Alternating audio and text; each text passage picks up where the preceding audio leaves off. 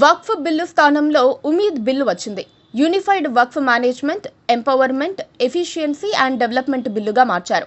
ముస్లిం సమాజంలో మతపరమైన, విద్య, దాతృత్వ కార్యకలాపాల నిర్వహణ బాధ్యతను వక్ఫ్ బోర్డులు ఇలాంటి సంస్థలకు కేటాయించారు. ఆస్తులు ఆదాయాన్ని రెట్టింపు చేయటం, వీటిని ముస్లిం సమాజానికి ఆర్థిక, సామాజిక అభ్యున్నతి కోసం వక్ఫ్ బోర్డులు ఉపయోగించాల్సి ఉంటుంది.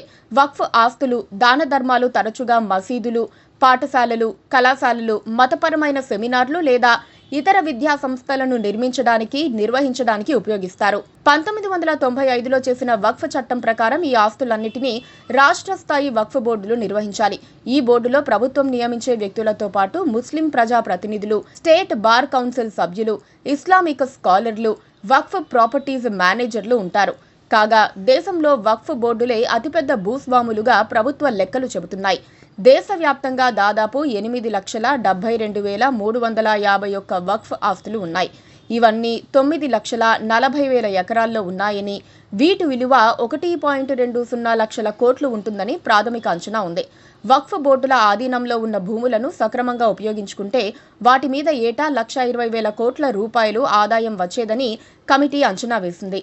కానీ కొన్ని అంచనాల మేరకు ప్రస్తుత ఆదాయం 200 కోట్ల రూపాయలు మాత్రమే ఉంది. దాదాపు 88,889 వక్ఫ్ స్థలాలు ప్రస్తుతం అన్యక్రాంతమైనట్లు ప్రభుత్వ లెక్కలు చెబుతున్నాయి. మరో 13,000 ఆస్తులు కోర్టు వివాదాల్లో చిక్కుకున్నాయి. 4.35 లక్షల కోట్ల ఆస్తుల గురించి సమాచారం లేదు. దేశవ్యాప్తంగా ఉన్న వక్ఫ్ బోర్డులన్నిటిలో ఉత్తరప్రదేశ్, బీహార్లో మాత్రమే షియా వక్ఫ్ బోర్డులు ఉన్నాయి. తాజా సవరణల ద్వారా వక్ఫ్ ఆస్తులపై కేంద్ర, రాష్ట్ర బోర్డులకు ఉన్న అధికారాలను కట్టడి చేయటం వల్ల వక్ఫ్ బోర్డుల నిర్వహణలో మరింత పారదర్శకత వస్తుంది. సెంట్రల్, స్టేట్ వక్ఫ్ బోర్డుల్లో తప్పనిసరిగా మహిళలకు ప్రాతినిధ్యం కల్పించాల్సి ఉంటుంది. వక్ఫ్ ఆస్తుల నిర్వహణపై పర్యవేక్షణ బాధ్యతను జిల్లా కలెక్టర్లకు అప్పగిస్తారు. వక్ఫ్ బోర్డులు ఏదైనా భూమి లేదా ఆస్తిని తమదిగా ప్రకటించడం ద్వారా పలు వివాదాలు, అధికార దుర్వినియోగానికి కారణమవుతున్నాయి. వక్ఫ్ బోర్డులు ముందులాగా ఏ ఆస్తిని స్వచ్ఛందంగా తమ ఆస్తిగా ప్రకటించుకోలేవు. సరైన పత్రాల ద్వారానే సాధ్యమవుతుంది. వక్ఫ్ భూముల వ్యవహారంలో అనేక అవకతవకలున్నాయి. సరైన రికార్డులు లేకపోవటం వల్ల అనేక సమస్యలు వస్తున్నాయి. కేవలం ఈ ఒక్క అంశంలోనే చట్ట సవరణ చేస్తున్నారు.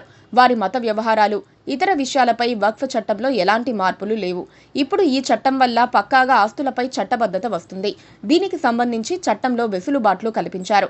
ఇప్పటి వరకు వక్ఫ్ చట్టం ప్రకారం ఎలాంటి పత్రాలు లేకపోయినా పార్లమెంటు భవనం ఉన్న ప్రాంతాన్ని కూడా వక్ఫ్ ఆస్తిగా ప్రకటించుకునే అవకాశం ఉంది. ఇలాంటి వాటికి చెక్ పెట్టడానికే ఈ మార్పులు చేశారు. ఎలాంటి ఆస్తికైనా చట్టబద్ధమైన పత్రాలతో ఉన్నప్పుడే విలువ ఉంటుంది. వక్ఫ్ ఆస్తులకు ఇప్పుడు ఉమీద్ చట్టం ద్వారా అలాంటి చట్టబద్ధత వస్తుందన్న అభిప్రాయం వినిపిస్తోంది. Please subscribe to KTV Telugu. KTV Telugu. KTV Telugu. KTV Telugu channel.